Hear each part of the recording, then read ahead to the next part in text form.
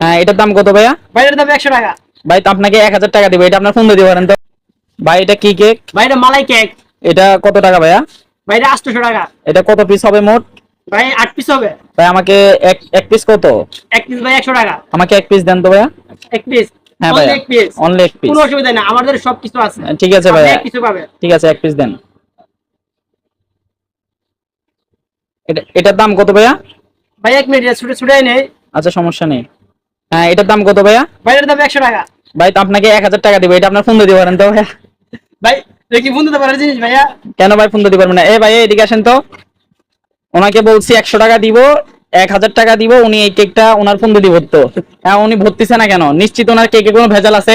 কেন ভরবে না? অবশ্যই আপনাকে ভরতে হবে, আপনি বলেন।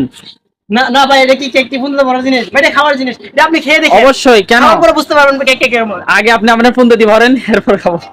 না ভাই কেক তো বন্ধুতে পারার জিনিস না ভাইয়া।